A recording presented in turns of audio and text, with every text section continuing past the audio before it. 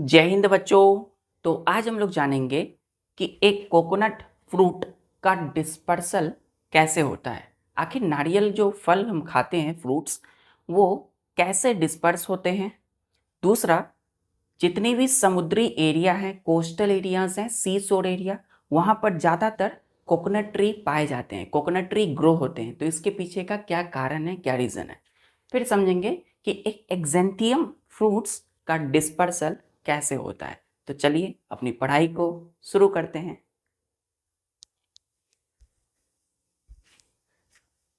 तो मैं हूं आपका प्यारा दीपेश कुमार और आप सभी बच्चों का दैविक दिशा में स्वागत है। आज हम पढ़ेंगे dispersal of seeds and fruits by water. हमने पिछले लेक्चर में बात किया कि डिस्पर्सल क्यों नेसेसरी है प्लांट के लिए, सीड्स के लिए, फ्रूट्स के लिए। फिर हमने देखा कि dispersal of seeds and fruits by wind, कैसे हवा के द्वारा जो है सीड्स डिस्पर्स हो जाते हैं, ब्लाउन उड़ जाते हैं किसी दूसरे प्लेस पे। आज हम देखेंगे स्टार देखिए दूसरा,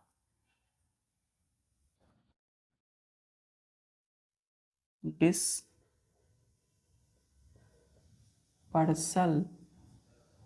of seeds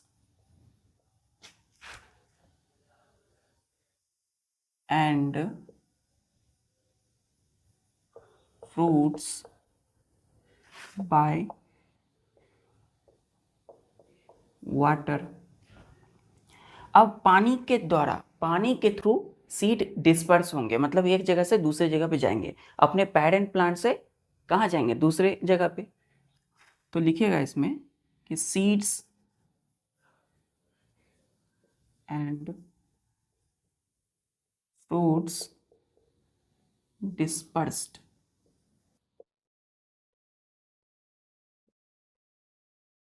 by water develop floating ability in floating ability to float in sea water and move to other place along with water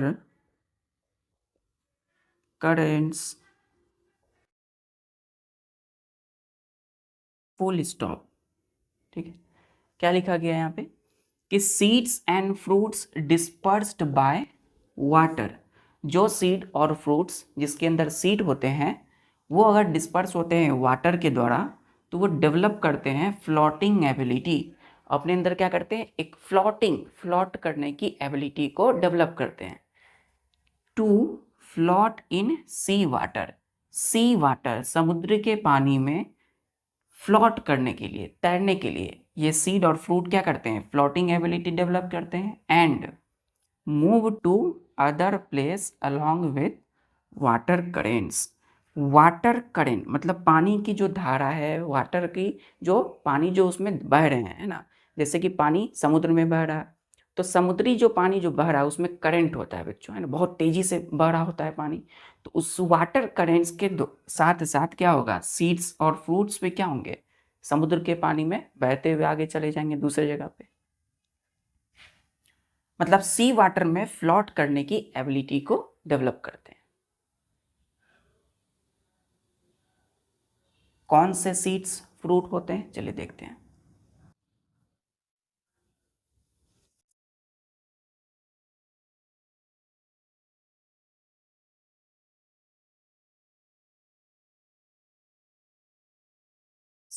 example लिखिएगा, examples of plants this whose, WHOSE, whose मतलब जिसका, जिस plant का, plants whose seeds and fruits dispersed by water। तो हम यहाँ वैसे plant के नाम लिखेंगे जिनके सीड एंड फ्रूट डिस्पर्स हो जाते हैं वाटर के थ्रू, ना वाटर के जरिए जाते हैं। पहला वाटर ली, ठीक है, वाटर लिली,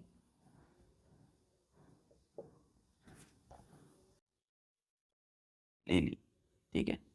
तो वाटर लिली के जो प्लांट होते हैं, तो इनके जो फ्रूट यानी इनके जो सीड होते हैं, लिखिएगा सीड, इनकी जो सीड होंगे हैव स्पॉन्जी आउटर कोट। इस वाटर लिली के जो सीड होते हैं इनके पास क्या होता है, स्पॉन्जी, सीड्स एस लगाइएगा यहाँ पे, आप स्पॉन्जी आउटर कोट, मतलब सीड के बाहर में एक कवरिंग होता है, जैसे कैसा होता है, एकदम स्पॉन्ज की तरह, एकदम गद्दे नुमा, स्पॉन्जी आउटर कोट होगा। सो डिस्पर्स्ड बाय वाटर, ठीक है।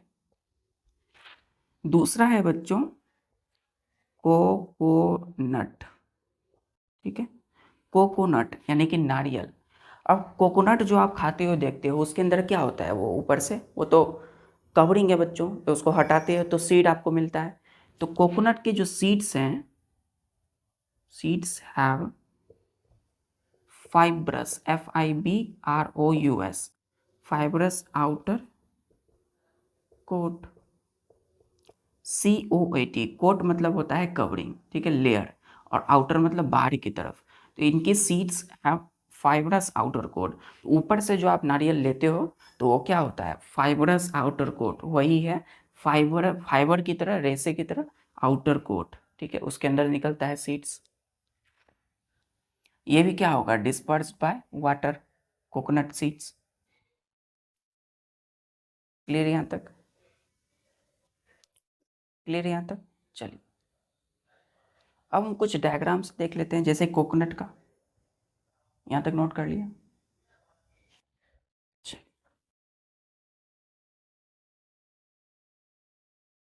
ठीक है, ये जो है इस तरीके से,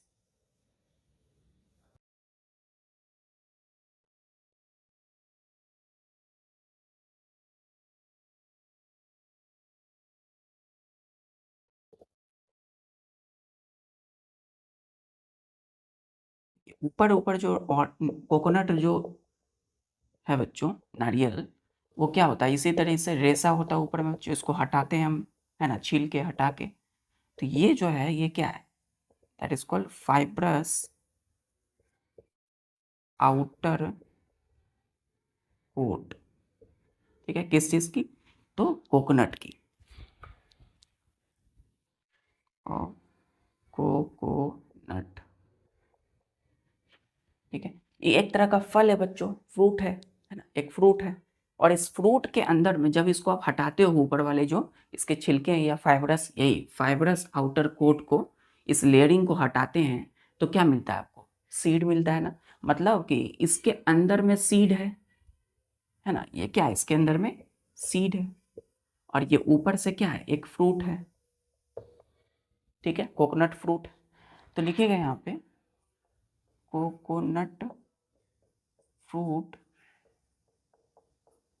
fruits float in sea water, sea water में फ्लोट करते हैं, carried 100 kilometres away by sea water currents. So coconut trees grow in coastal area. अब ये जो नारियल का फ्रूट फल है, ये क्या होगा, समुद्र में बच्चों ये सैकड़ों किलोमीटर्स बहुत दूरी तक जाएगा बहते हुए। तो अब देखिए, जैसे कि ये समुद्र का पानी है बच्चों, ठीक है, समुद्री पानी है, तो क्या होगा, ये नारियल का जो प्लांट होता है बच्चों, वो एक्चुअल में कहाँ ग्रो करते हैं, कोकोनट जो ट्री है प्लांट, वो समुद्र के किनारे ग्रो करते हैं। समुद्र के किनारे सपोज ये है इस तरीके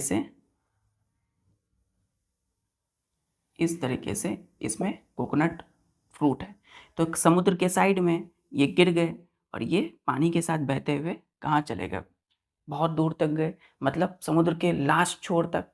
फिर जब किसी समुद्री साइड में जब आएंगे, ये फ्रूट वहाँ पर रह जाएगा और वहाँ से फिर एक नया प्लांट ग्रो कर जाएगा, कौन सा, कोकोनट ट्री, ठीक है।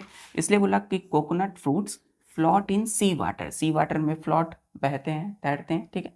कैरीड 100 किलोमीटर अवे, बहुत 100 किलोमीटर से भी ज़्यादा दूरी तक जाते हैं बाय सी वाटर करेंट्स।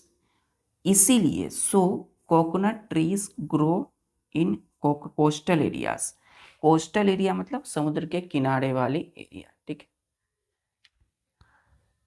जैसे आप देख सकते हो, गोवा जा सकते हो, बहुत ऐसे जगह जो समुद्र के किनारा है, समुद्र के किनारे आप देखते हो कोकोनट ट्रीज बड़े बड़े होते हैं, ठीक है।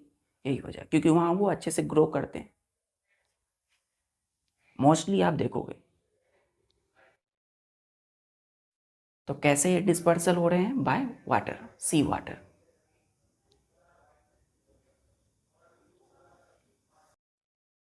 चलिए,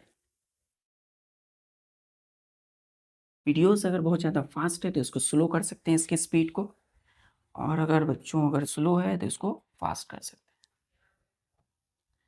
फिर लिखना है तीसरा, dispersal of seeds and fruits by animal. अब जानवरों के द्वारा भी सीड एंड फ्रूट डिस्पर्स होते हैं, जाते हैं दूर दूर तक। कैसे, तो सीड्स, ऐसा लिखिए, some seeds develop hooks, HOOKS, hooks on their body। कुछ सीड्स डेवलप करते हैं हुक्स, कहाँ पर, ऑन देयर बॉडी, मतलब अपनी बॉडी के सरफेस पे, कहाँ हुक्स, कहाँ है, सीड के बॉडी पे। So seeds get attached to hairy body of passing animals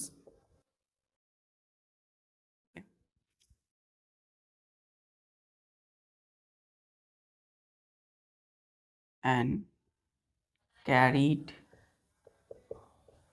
away. Carried away मतलब ढोकर ले जाना दूर तक, कैरीड अवे बाय टू, कहाँ जाएंगे, डिस्टेंट प्लेस।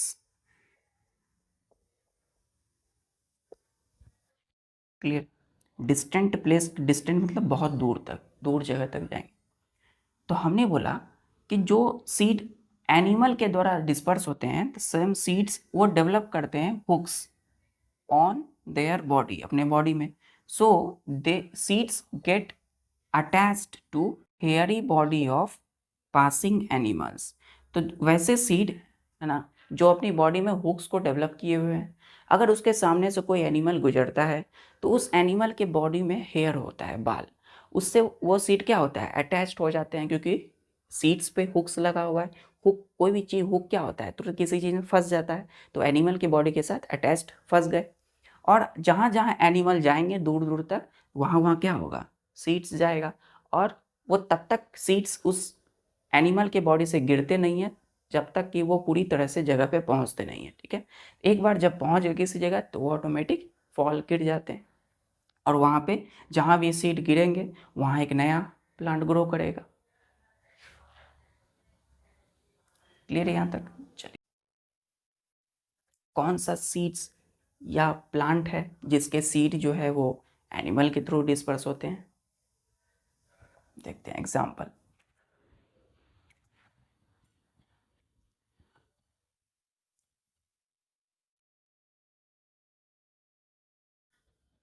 एग्जाम्पल्स लिखिएगा बच्चों, किसकी examples? Of plants whose seeds and fruits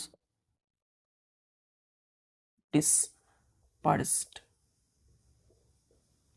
ERSED, dispersed by animal। तो हम दो प्लांट का नाम लिख रहे हैं। पहला एक्जेंथियम, ठीक है, XAN, एक्जेन, THIUM, थियम, एक्जेंथियम। दूसरा है यूरीना, ठीक है, URENA, यूरेना, यूरेना, ठीक है। तो एक्जेंथियम, यूरेना, ये दो प्लांट हैं। इनकी जो फ्रूट होते हैं, इन दोनों के फ्रूट, फल, वो क्या होंगे, डिस्पर्स हो जाएंगे। लिखिएगा,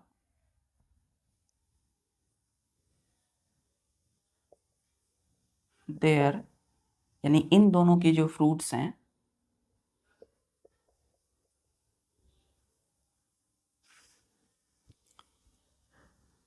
are covered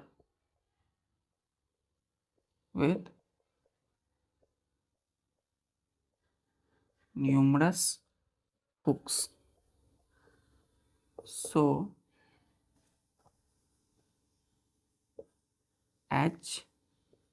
HOOKS, hooks, so dispersed by animal। हमने बोला कि एक्जेंथियम प्लांट की जो फ्रूट है या यूरिना प्लांट की जो फ्रूट्स होते हैं are covered with numerous hooks.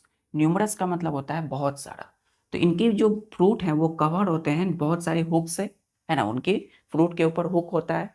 So dispersed by animal, मतलब एनिमल के बॉडी से अटैच्ड हो जाएंगे। देखिए,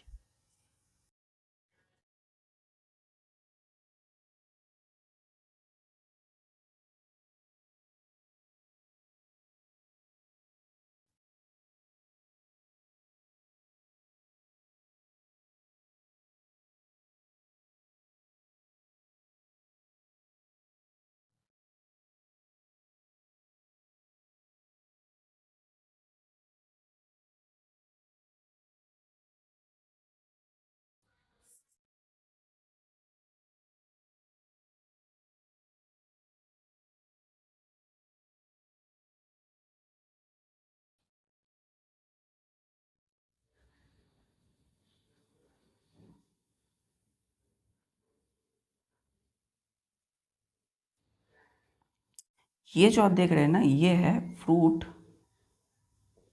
फ्रूट ऑफ एक्जेंथियम, ठीक है, मतलब ये एक्जेंथियम जो प्लांट है उसका फ्रूट है। तो देख सकते हैं बच्चों, ये क्या है, इसकी हुक, है ना। यहाँ कितने सारे हुक है, 1 2 3 4 5 6 7 8 9 10 11 12 13 14 15 16 17 18, बहुत सारे हुक हैं। तो वही बोला हमने कि इनकी जो फ्रूट यानी फल होते हैं वो हुक से कवर होते हैं, ठीक। अब यही हुक जो है एनिमल की बॉडी से अटैच हो जाता है और दूर दूर तक जाता है।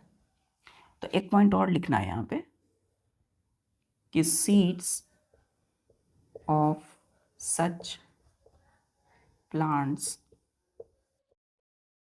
also dispersed by animal. ये हमने क्या लिखा? अब ये फ्रूट है ना, फ्रूट के अंदर में क्या हो सकता है? सीड। तो फ्रूट आपको खाते हैं तो उसके अंदर जब छिलते हो तो क्या मिलता है? सीड।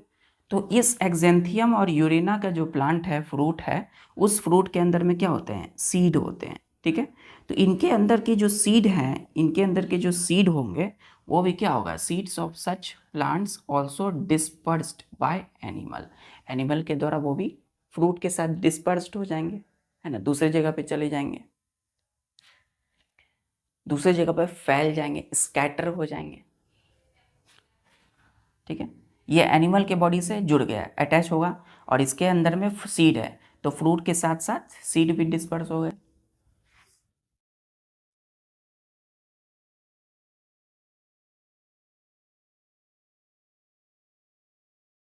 क्लियर है यहाँ तक? चलिए, अब हम अपना लास्ट जो मेथड है, या लास्ट जो एजेंट कर सकते हैं, क्या था? Explosion.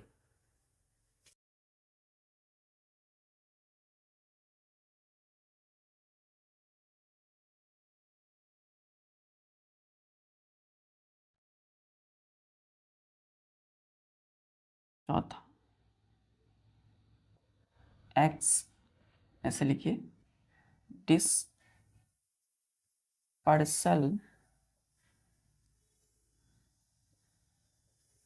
Of seeds by explosive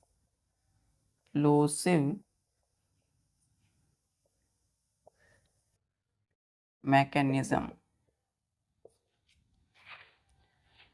इसी को बोल देते हैं ब्रैकेट में एक्सप्लोजन।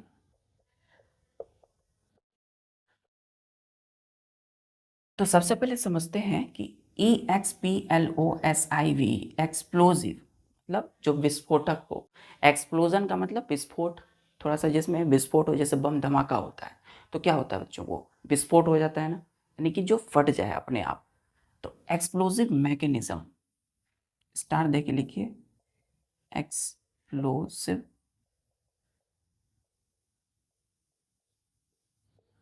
मैकेनिज्म। इसमें लिखना है कि द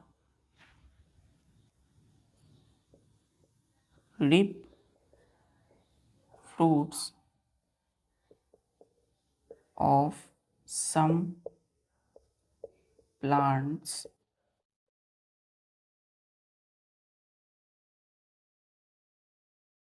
burst, BURST, burst मतलब फट जाना, suddenly, with sudden jerk, JERK, jerk, on their own, on their own, on their own का मतलब है खुद से। ठीक है, by making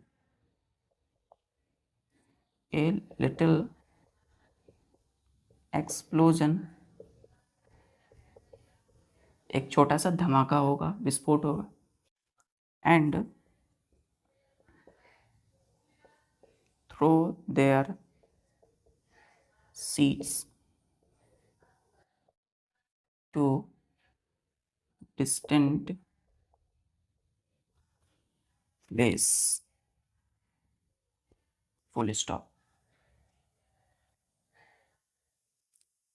क्या बोला हमने इसमें? एक्सप्लोजिव मैकेनिज्म, मैकेनिज्म मतलब एक तरह का एक प्रक्रिया, एक फेनोमेना, एक प्रोसेस है। इसमें होता क्या है कि द रिप, RIP, रिप मतलब पके हुए, जो मैच्योर फ्रूट्स हैं, तो रिप फ्रूट वैसे फ्रूट, फल जो मैच्योर है, पक गए, of some plants burst with sudden jerk on their own by making a little explosion, ठीक है, and throw their seeds to distant place।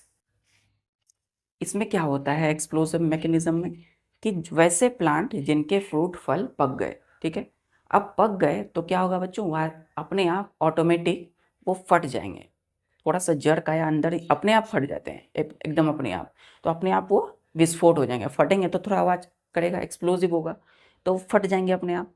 तो फ्रूट जब फटेगा तो फ्रूट के अंदर में क्या है, सीड है, तो वो सीड बहुत दूर तक क्या होते हैं, फेंका आ जाते हैं। जैसे कोई चीज़ फटा तो क्या होगा, दूर तक छिटकता है ना, तो ये फ्रूट्स जब फटे तो उनके अंदर की जो सीड हैं वो छिटक के दूर तक फेंका गए। ठीक है, इसी को बोलते हैं dispersal of seeds by explosive mechanism.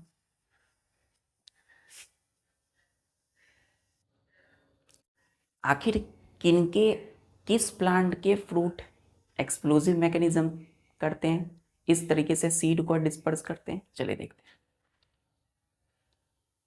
यहां तक नोट कर लिए।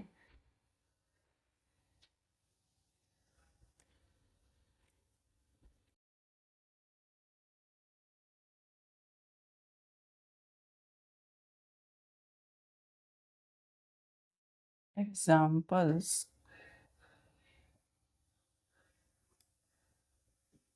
ऑफ प्लांट, जो 1 2 3 लिखेंगे यहाँ प्लांट की बात कर रहे हैं, वो seeds are dispersed by explosive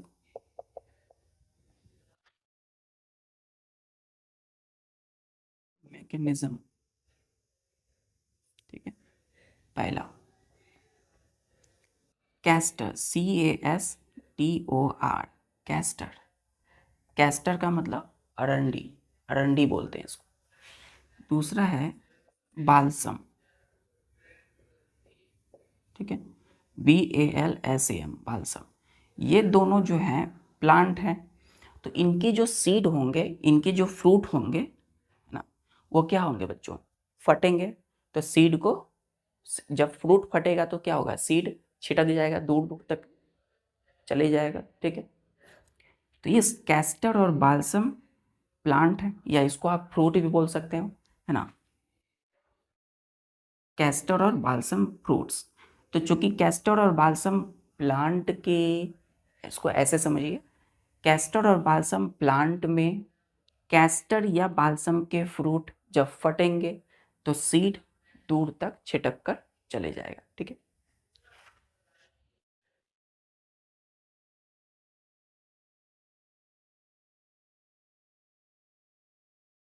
चलिए मिलते हैं फिर नेक्स्ट लेक्चर में। आज हमने अपना पूरा चैप्टर कंप्लीट किया, रिप्रोडक्शन इन प्लांट्स। मिलते हैं फिर की वर्ड्स के साथ, तब तक के लिए अपनी पढ़ाई जारी रखिए। जय हिंद।